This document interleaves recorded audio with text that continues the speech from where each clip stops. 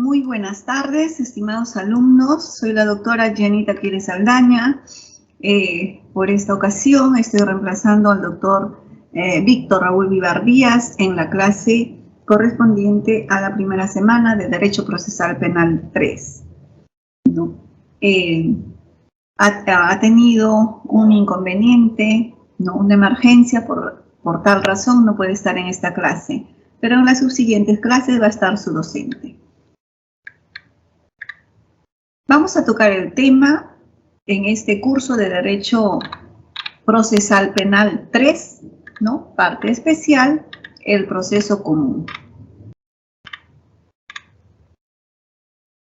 El proceso común establecido en el Código Procesal Peruano se encuentra organizado de manera secuencial en las siguientes etapas.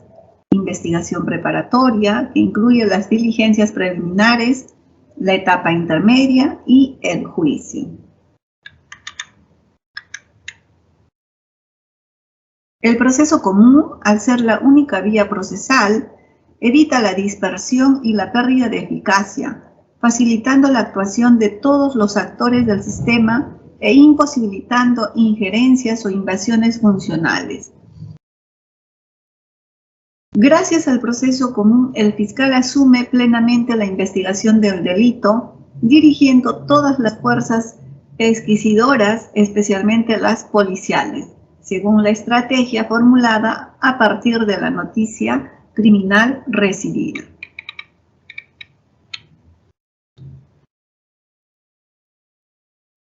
Por su lado, el imputado y la defensa tienen amplias posibilidades para resistir la persecución fiscal y aportar elementos de convicción de descargo, en tanto que el órgano jurisdiccional, desde el inicio de la indagación o las tempranas diligencias preliminares, garantizará el respeto de los derechos fundamentales, especialmente el de igualdad, o dispondrá su restricción cautelar para luego controlar el requerimiento fiscal de sobreseimiento o en su momento la acusación y por último conducir el juicio público y fallar sobre la base de la actuación probatoria que ante él representen las partes o adversarios.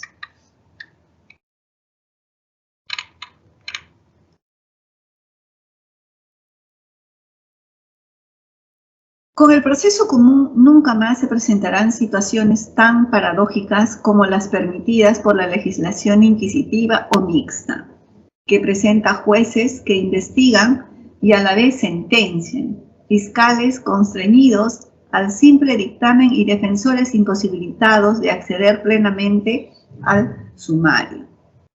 La fluidez o agilidad del proceso común se evidencia cuando se comprueba que sus normas reguladoras hacen casi imposible violar el derecho al plazo razonable, mal endémico que caracteriza al servidor de justicia penal.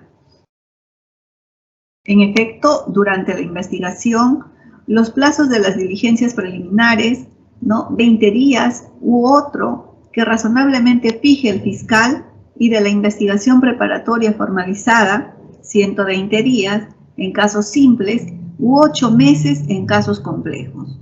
Una vez a término, no admiten dilación mayor porque la demora será inmediata y firmemente corregida por el juez a través de las audiencias de control de plazo. Como podemos observar, pues, estimados alumnos, hay plazos que se tienen que cumplir en todo proceso, ¿no? Estos plazos ya están plenamente establecidos en nuestra normativa. Pero lamentablemente, estos plazos no se cumplen. Por lo general, se tiene pues que la administración de justicia es larga y pasiva. En algunas veces, hasta el delito ha prescrito y no se llega a la sanción que debería de imponerse, justamente por estos plazos y porque hay una demora en la administración de justicia. Eso es lo que pasa en nuestra realidad.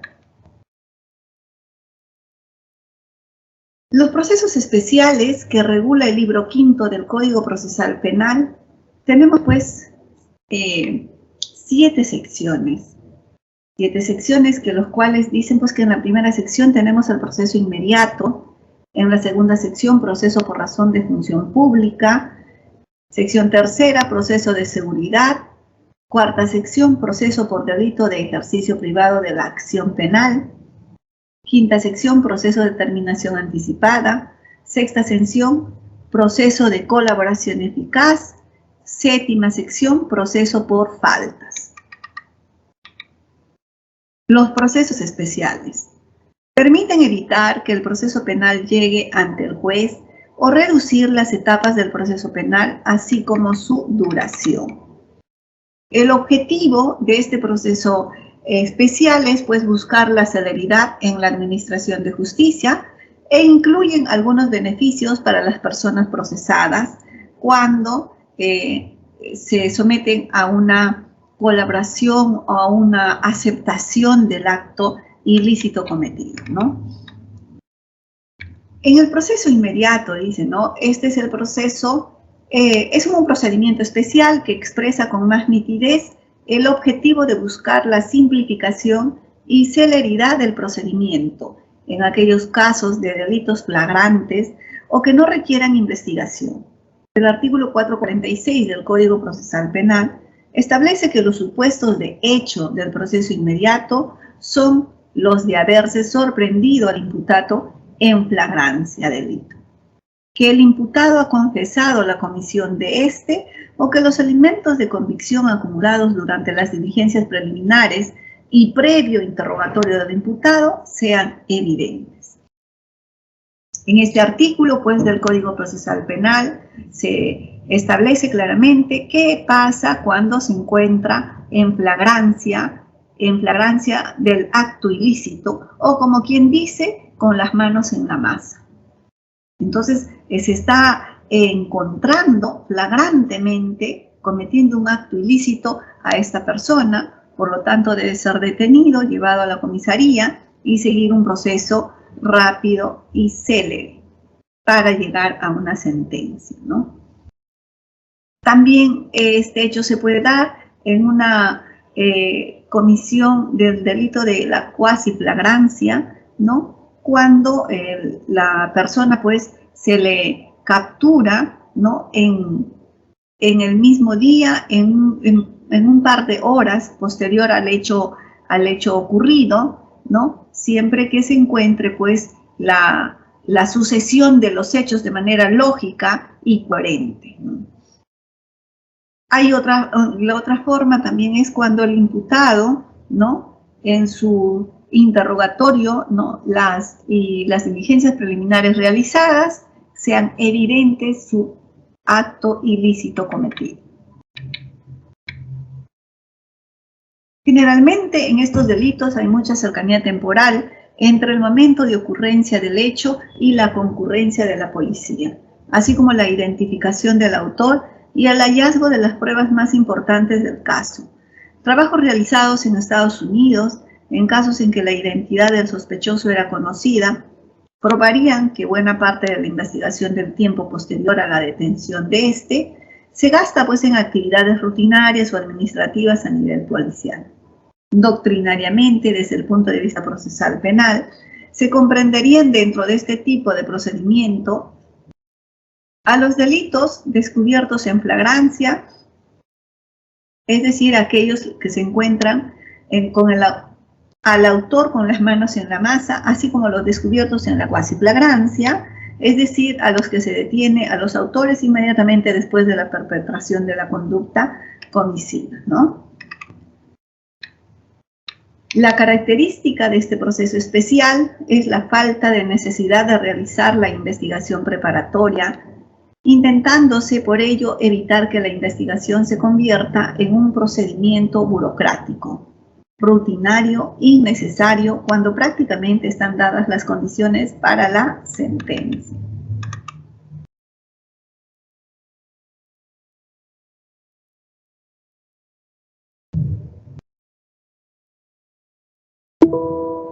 El proceso por razón de la función pública.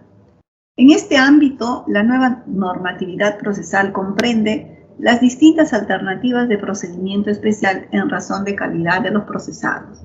Se aclara en primer lugar la diferencia del procedimiento que existe en razón de la materia, es decir, cuando el procedimiento especial corresponde estrictamente a delitos de función o cuando se trata de delitos comunes atribuidos a altos funcionarios públicos, y en segundo lugar, la diversidad de procedimiento que se configura en función del estatus de los autores del delito, es decir, si se trata de altos dignatarios y congresistas u otros funcionarios públicos.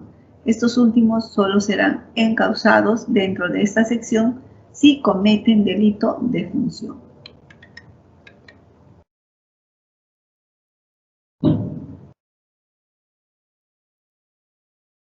Dentro de la sección 2 del libro quinto del Código Procesal Penal, se consideran como procesos por razón de la función pública lo siguiente: el proceso por delito de función atribuidos a altos funcionarios públicos, el proceso por delitos comunes atribuidos a congresistas y a altos funcionarios públicos, y el proceso por delitos de función atribuidos a otros funcionarios públicos, ¿no? De esta manera se ha clasificado, ¿no?, los delitos por función pública.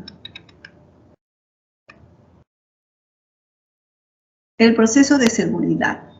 Este proceso operativiza la legislación de la medida de seguridad como instrumento distintos a la pena.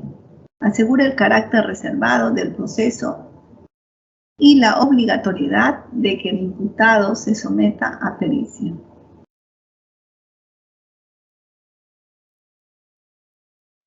Aclara a quienes es aplicable este procedimiento, así como cuál es el mecanismo de conversión de un proceso de seguridad a un proceso penal en el que se aplica una pena.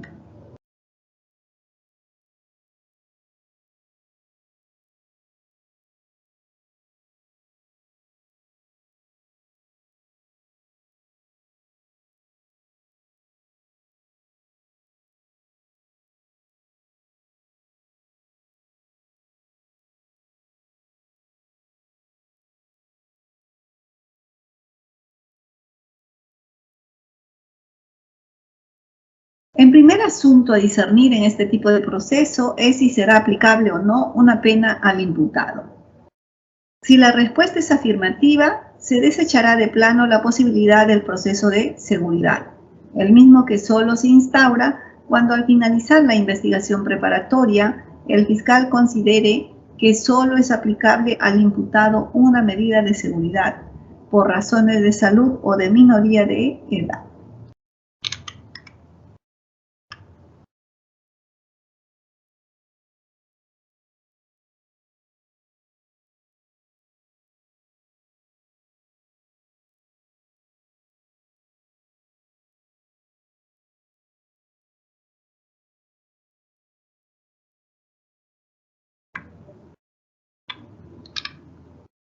El proceso de seguridad es reservado, se desarrolla sin la presencia del público por su particularidad, en la que se está tratando la situación de personas con problemas psíquicos, anomalías, vulnerabilidad, notorio o minoridad. Incluso puede realizarse sin la presencia del imputado, pudiendo ser interrogado en otro ambiente fuera del local de juicio, o se le interrogará antes de la realización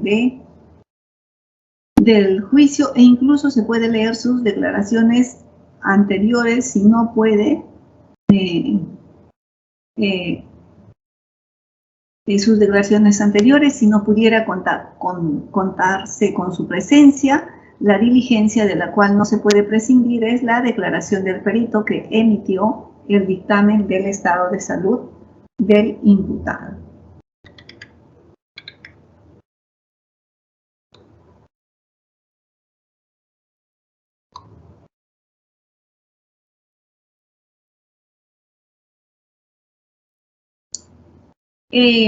Tenemos pues al tratadista doctrinario César San Martín, ¿no? El doctor César San Martín lo denominaba al procedimiento por delito privado, señalando que la característica más importante de los delitos privados es que la persecución está reservada a la víctima, quien además es la única que tiene legitimación activa cuando la conducta punible ofende la memoria de una persona fallecida. Precisaba que en los delitos privados, igualmente el Ministerio Público no interviene como parte, bajo ninguna circunstancia, porque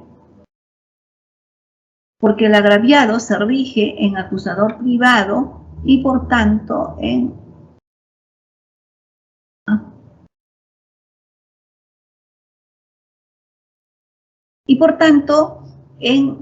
único impulsor del procedimiento, el mismo que no solo promueve la acción penal, sino introduce la pretensión penal y civil. Otra característica esencial de este procedimiento es que el acusador privado puede desistirse o transigir.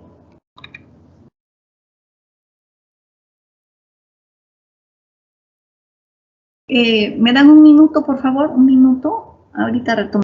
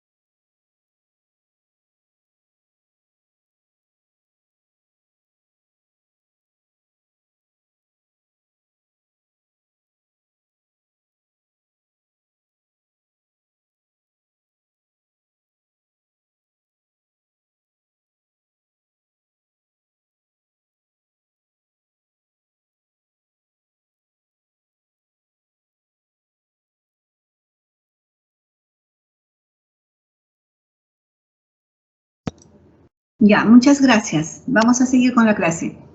Proceso por delito de ejercicio privado de la acción penal. Al ofendido en estos delitos se le ha denominado en el Código Procesal Penal querellante particular, estando el proceso a cargo de un juez unipersonal. Este se inicia con la denuncia del querellante ante el juez, quien emite el auto admisorio de la instancia. El traslado al querellado es por el término de 5 días, pasados los cuales éste debe formular su contestación y hacer el ofrecimiento de medios de prueba. Vencido este plazo, el juez emitirá el auto de citación a juicio.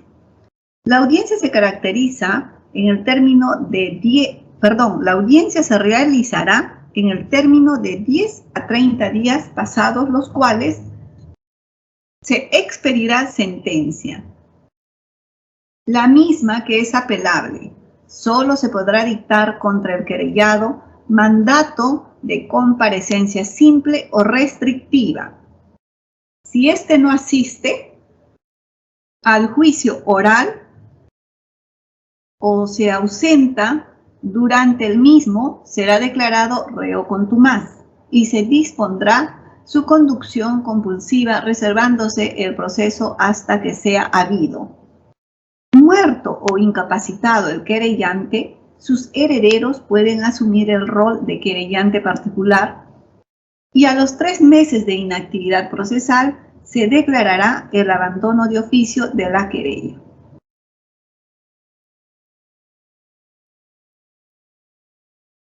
Bueno, lo que está manifestando en esta diapositiva es obviamente los procedimientos que se tiene que seguir cuando una persona querellante, que se llama querellante, ¿no?, inicia una acción contra otra por difamación, por algo que ha ido contra su dignidad de persona, ¿no? Entonces ahí presenta, obviamente, el querellante presenta ante el juez, ¿no?, su pretensión, lo admite, ¿no?, e inmediatamente corre traslado a quien lo está demandando, que a quien se llama es querellado. Y este querellado tendrá pues 5 días hábiles, ¿no?, para poder formular su contestación. Y de esta manera ofrece también sus medios de prueba. Vencido este plazo, pues el juez emitirá el auto de citación a juicio. Es como todo proceso, ¿no? Yo presento, el juez califica, una vez que lo admite, corre traslado a la otra parte tiene que hacer su derecho a su legítima defensa, ¿no? Le da un plazo determinado y luego, y vencido eso, ¿no?, el juez emitirá un auto en la cual estarán citando a juicio. Bueno, también establece pues el plazo del juicio, ¿no?, y en qué tiempo van a expedir la sentencia. Emitida la sentencia, refiere que sí es apelable esa sentencia, ¿no? ¿Quién puede apelarlo? Puede apelar si dicta una sentencia contra el querellado, este podrá apelarlo, ¿no? Obviamente, en el mandato personal sobre el querellado, solamente es una comparecencia simple o restrictiva, no hay una prisión efectiva. Si éste no asiste, ¿no?, a juicio y se ausenta por ese periodo, bueno, ahí va a ser declarado reo contumaz. Y de esa forma sí pueden pueden dictar su orden de captura para ser llevado al proceso, ¿no? Y este esperará en prisión hasta la celebración del proceso. También refiere que si el querellante fallece, sus herederos pueden asumir ese error de querellante. Asimismo, se dice pues que si en un plazo de 3 meses que esté paralizado este proceso, no hay impulso procesal, ¿no?, se declarará el abandono de oficio. Y con ello mandarían archivo, obviamente, ¿no? El proceso de terminación anticipada. Este modelo de procedimiento está basado en el principio del consenso y se ubica en el objetivo político-criminal de lograr una justicia más rápida y eficaz. Aunque respetando el principio de legalidad, sería un filtro selectivo consensualmente aceptado, según Padovani, en tanto el modelo por su premialidad auspicia a su utilización, las partes ejerciendo la conformidad asume un poder dispositivo sobre el proceso, puesto que el fiscal y el imputado proponen al juez concluir el proceso, evitando el cumplimiento de las fases procesales restantes porque llegan a un acuerdo sobre la calificación del delito, la responsabilidad penal y la reparación civil.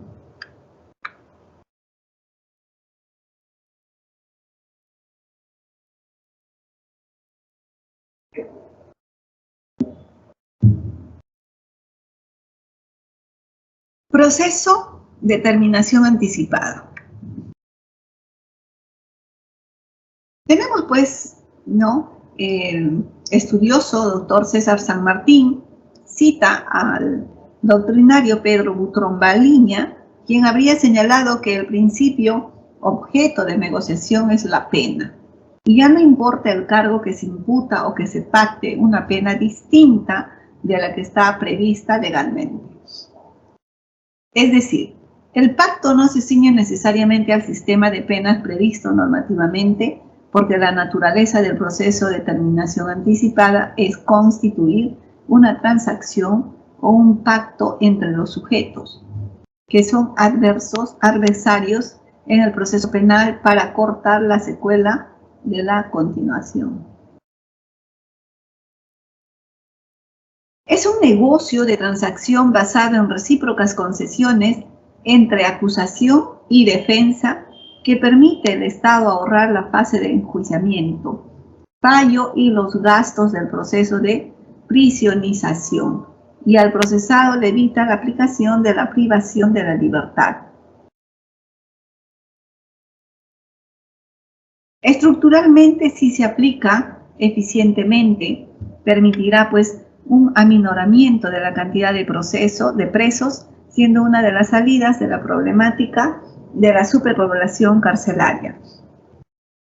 En suma, pues, estimados alumnos, el proceso de determinación anticipada es un proceso rápido, eficaz, eficiente. Bueno, debería ser así. ¿Por qué? Porque este proceso de determinación anticipada lleva pues a un acuerdo, a una transacción que pueden realizar tanto el agraviado como el acusado, y en ese sentido llegar a un acuerdo sobre todo en el extremo de la pena o la sanción a imponer, ¿no? En ese sentido, el acusado, ¿no? Al acusado debe importar con mayor precisión la pena o la sanción que van a imponer a ello, ¿no?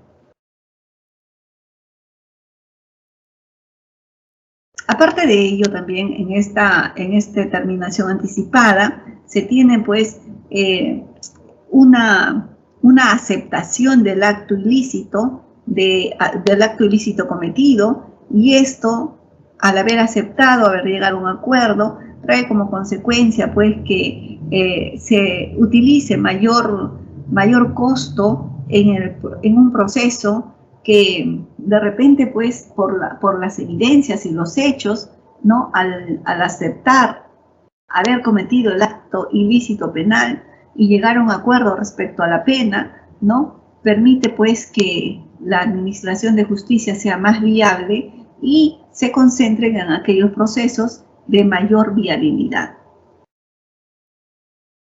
Y de esta manera evitamos también la superpoblación carcelaria que se tiene.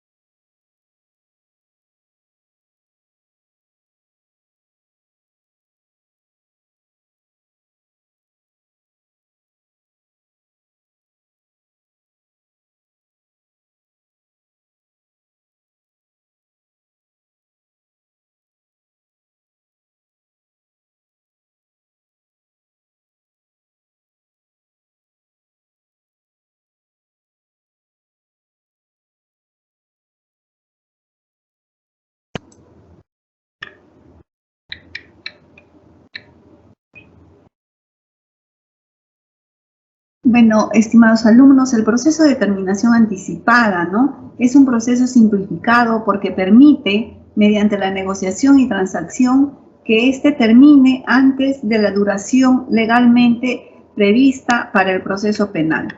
Esto pues evita una serie de gastos para el aparato estatal, sobre todo para la administración de justicia, y va aligerando los procesos para que los administradores de justicia tengan mayor ahínco y dedicación en otros procesos de mayor complicación.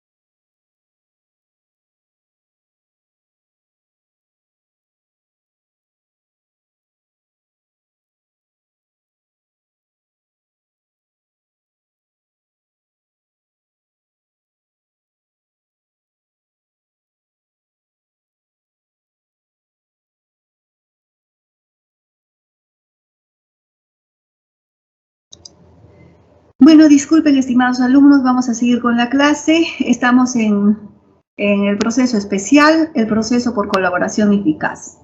Es la expresión en el ámbito procesal del derecho penal premial, a través del cual se otorga una suerte de premio estatal o de respuesta penal atonada, precedida de una investigación policial sin mayor intervención del Ministerio Público, orientada a corroborar si la declaración del arrepentido es verdadera y útil para la investigación criminal. Este tipo de procedimiento se ha venido usando en nuestro país en los asuntos de terrorismo, en los delitos vinculados a la macrocorrupción y está orientada a individualizar a los líderes de las organizaciones terroristas o de la criminalidad organizada y a precisar la naturaleza de delitos perpetrados, buscando neutralizar y bloquear que se sigan materializando. Este hecho, pues, permite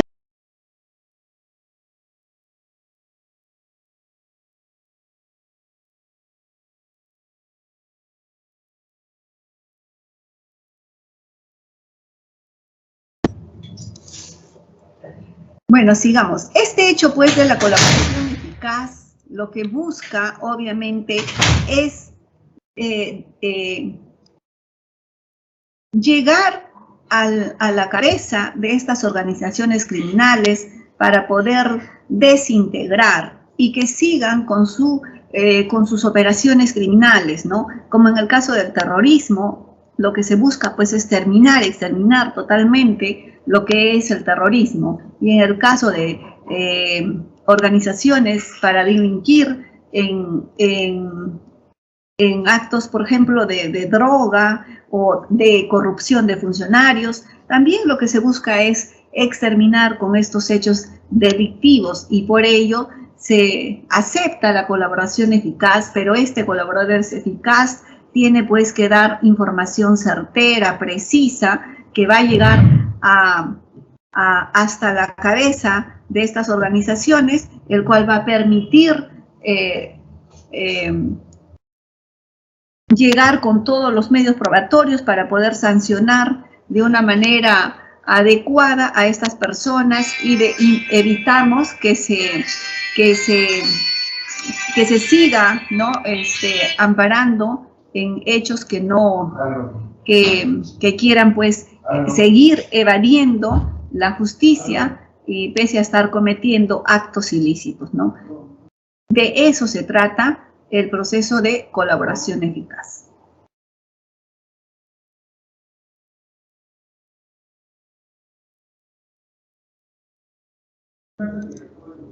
Este proceso se aplica conforme se ha señalado para delitos de especial relevancia que se perpetran enmarcados dentro de una organización criminal, a través de los cuales se llega a un acuerdo con el colaborador para obtener información de importancia que sea eficaz para enfrentar el delito, llegándose a un acuerdo con este sobre la pena a ser impuesta.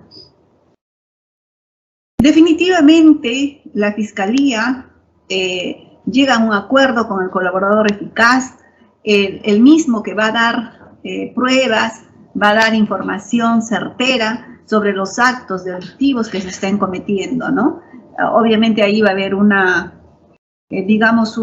reciprocidad a estas personas que se sienten arrepentidos y se convierten en colaboradores eficaces. En la mayor parte de estos delitos, en los que existe pluralidad de agentes, consistencia organizativa y jerarquización de funciones, y muchas veces poder económico y o político, la investigación penal se optimiza a partir del papel que despliegan los colaboradores eficaces. Sin embargo, siempre existe el riesgo de que, dada la naturaleza de la normatividad procesal, basada en el carácter premial al colaborador eficaz, que éste pueda declarar hechos no veraces que parezcan verosímiles con la intención de beneficiarse personalmente. Este hecho definitivamente no le va a dar el premio al colaborador eficaz. Se tiene que corroborar la información que tiene para poder esclarecer el acto ilícito y no pues la sanción a los demandomedios, sino se tiene que llegar específicamente a la organización, a la cabeza, al ejecutor, al que planifica, al ejecutor intelectual de estos hechos criminales, ¿no? Ese es el sentido del colaborador eficaz.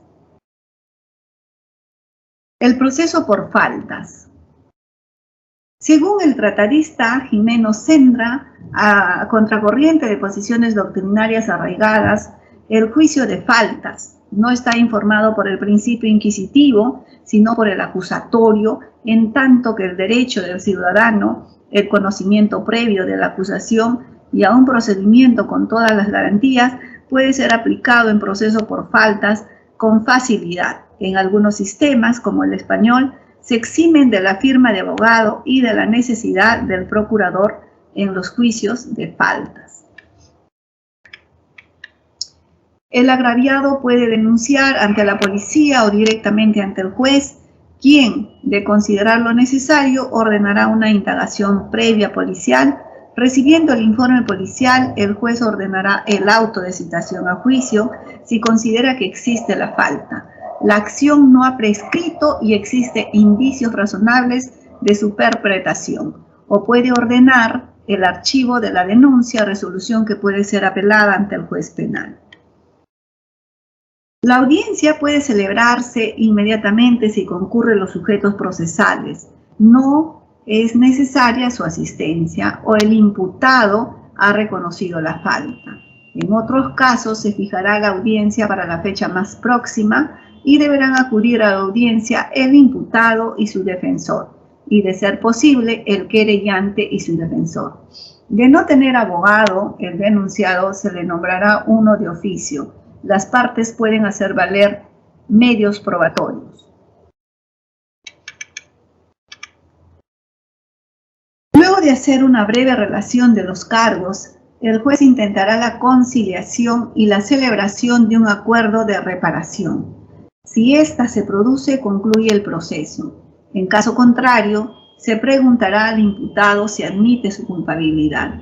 Si éste lo hace y ya no se requieren nuevos medios de prueba, el juez dictará el fallo inmediatamente, sin debate previo. La sentencia puede pronunciarse verbalmente y se protocolizará por escrito en 2 días. Si el imputado no admite los cargos, se le interrogará en primer lugar a él, luego a la persona ofendida, y se actuarán las pruebas con brevedad y simpleza. La audiencia será de una sola sesión, pudiendo suspenderse máximo por 3 días.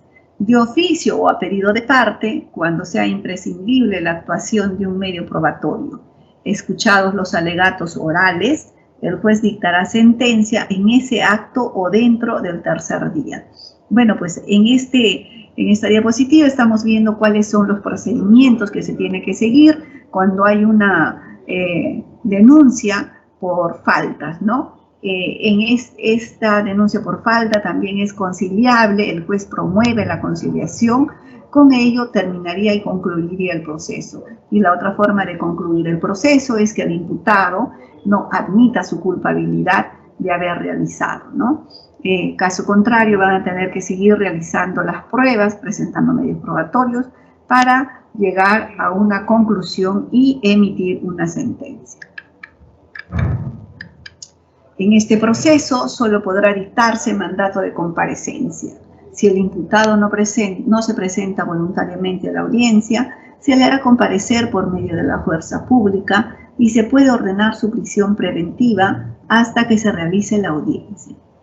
Bueno, como en todo, ¿no? Cuando es citado una persona, se le notifica, lo cita, y esta persona no acude a la citación, obviamente por mandato judicial ordenarán su captura y este será suspendido de su libertad hasta la realización de la audiencia, ¿no?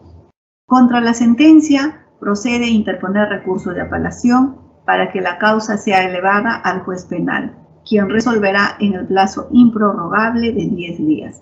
Salvo que sea necesaria la actuación de nueva prueba, la sentencia del juez penal es inimpugnable. Como ya se ha notado, en cualquier estado de la causa, el querellante puede transigir o desistirse del proceso. Bueno, después de emitida la sentencia, puede haber un recurso de apelación. Este recurso de apelación será visto pues por el juez penal, ¿no? Y a su resolución final no se podrá impugnar bajo ningún recurso, ¿no? Y con esto concluirá el proceso. Además, este proceso puede terminar si el querellante se desiste de seguir con el mismo, ¿no? Bueno, estimados alumnos, hemos concluido la clase de Derecho Penal Procesal 3, de casos de temas especiales, ¿no? Y conmigo será hasta una próxima oportunidad. Vamos a dejar la grabación a su disposición de ustedes. Vamos a subirlo al campus virtual. Muy buenas tardes, ¿no? Deseándoles siempre que Dios los bendiga y tengan un buen inicio de semana. Hasta otra oportunidad.